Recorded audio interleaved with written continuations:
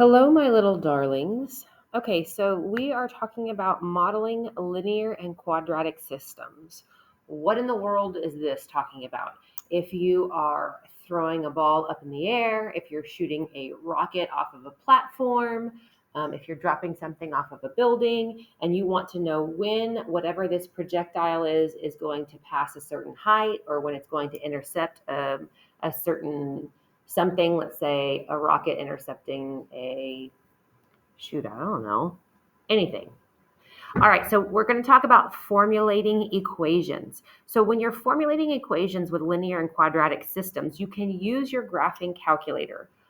One of your note sheets has all of the steps and screenshots listed out for you. I know it is a lot to look at, but we were saving paper. We put all of these screenshots in one place. If you're writing a linear equation in slope-intercept form, it's y equals mx plus b. And you can see all of the steps are listed out here for you. Okay? You did it in Algebra 1. Here it is in Algebra 2 again.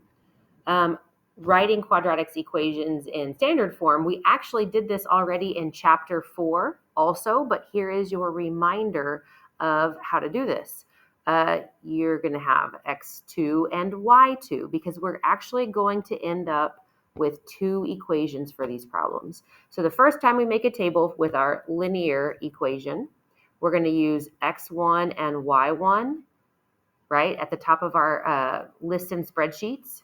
And if you're doing a quadratic equation, we're going to use x2 and y2. And actually, it doesn't matter which order you do these in. You can do linear first and then quadratic, or you can do quadratic first and then linear. Doesn't matter. Okay, now that is a quadratic equation. You've got to have 3 points in order to write the equation of a quadratic. Linear only requires 2, and you can see that in both of those tables. Those are the minimum values or the minimum number of points you need to write each.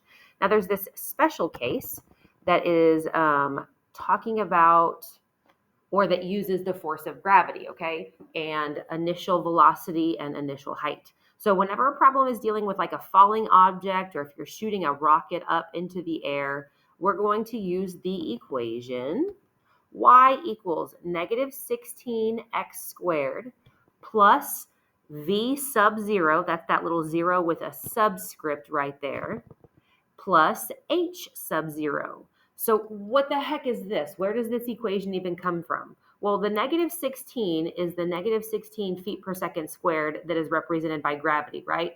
Everything falls back to the earth when we throw it up in the air because we have gravity acting on everything. It's keeping us connected to the earth, all that good stuff.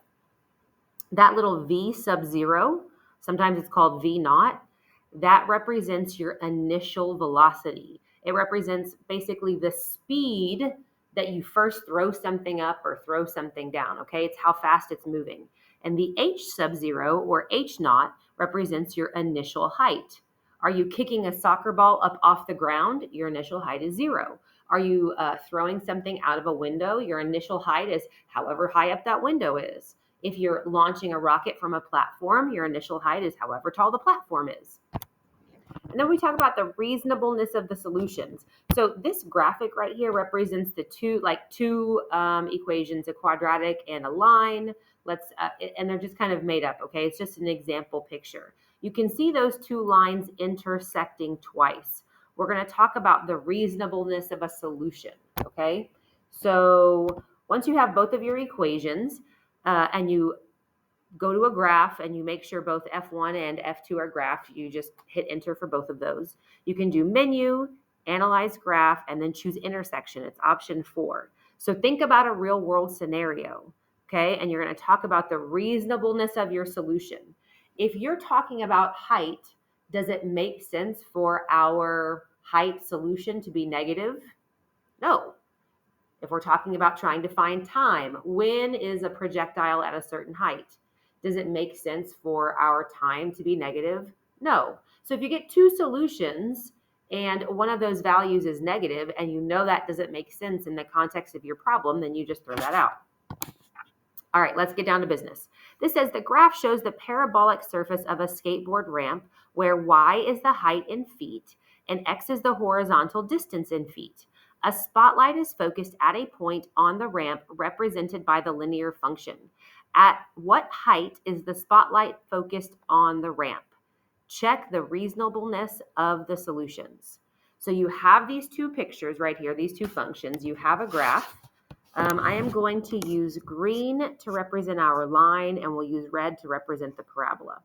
All right, so we have 2 points for our line. We have an x value and we have a y value. All right, our first x value is located at 0, 56. That's where our spotlight starts, right? And then we also have another x and y point. We have 180, 38. Now, if you look at your quadratic, it says the graph shows the parabolic surface of a skateboard ramp where y is in feet, y is height in feet, and x is the horizontal distance in feet. So let's make a table of values for that.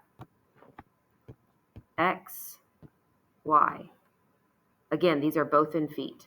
So our first x value, and it's kind of hard to see, it might be a little bit small, but that's located at 0, 48. So when my horizontal distance is 0, the height is 48. The next point is located at 5, 44.68. So when my horizontal distance is 5, my vertical distance is 44.68. And then the last point is 100, 6.3.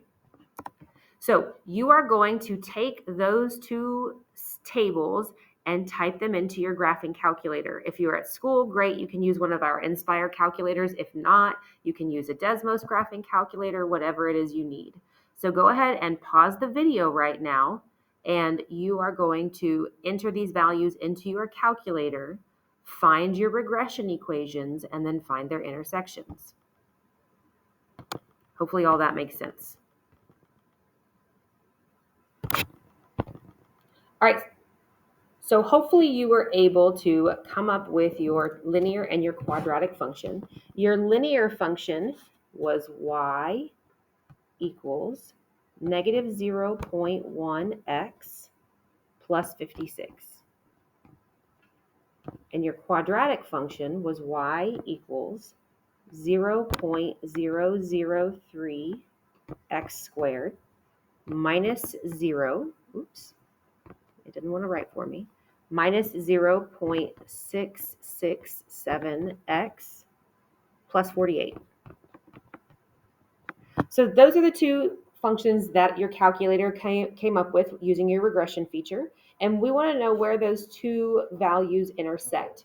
So if you graph both of those, you're going to end up seeing this parabola intersect this line twice. It's going to intersect over here on the negative x side and over here on the positive x side. Now I'm going to ask you, does it make sense for your quadratic or for your real world solution to have a negative horizontal distance? No. So this answer right here is not reasonable. So that's not the one we're looking at. We want to know when our spotlight hits the ramp. So this one right here is what we are looking at. So that's when you do your menu, analyze graph, find your intersection. And the spotlight is focused at a height of 32.5 feet. Just make sure that you are looking at the y value because that's what it was asking for. The question was asking for at what height is the spotlight focused on the ramp. So we wanted to know our y value. All right, look at this problem right down here. It says the graph shows the height y in feet of a soccer ball x seconds after it is kicked from the base of a hill with an initial velocity of 30 feet per second. So that sounds important to know. Initial velocity of 30 feet per second. The linear function represents a hill with a constant slope. So that's a line. After how many seconds does the soccer ball land on the hill? Check the reasonableness of the solution. So if we look at our quadratic function, let's go ahead and do that one in red again. If we use our quadratic function, remember that your formula is y, oops, I don't want highlighter. It's y equals negative 16 t squared, and remember t is just time, you can use x if you want to, plus v sub 0 t plus h sub 0. So ask yourself, what information do we already have? Well, our word problem did tell us our initial velocity was 30 feet per second. We were kicking it up at an initial velocity of 30 feet per second. So this is going to be plus 30t. And then it also asked, or we also need our initial height. Well, we're starting from the base of the hill. So our initial height is going to be 0.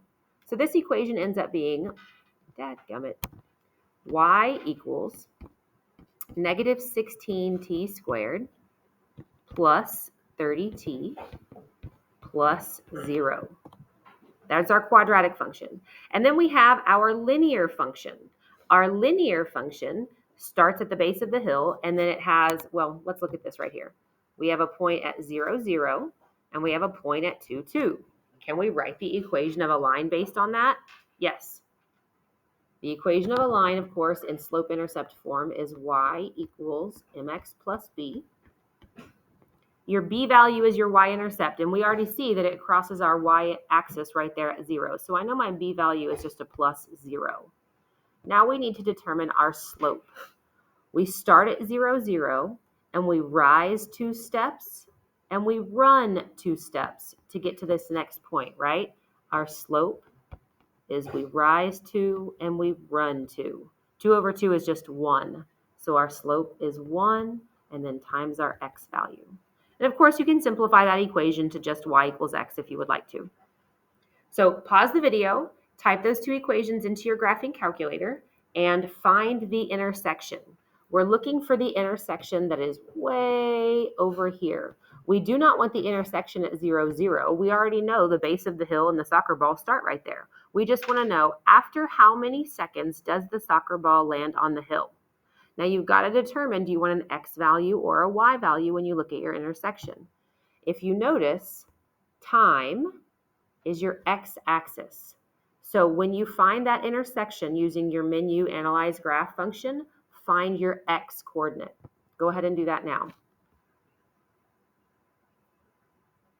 Okay, your soccer ball lands on the hill after 1.81 seconds. There you go. That is how you can formulate systems of quadratic and linear equations and find the reasonable solutions.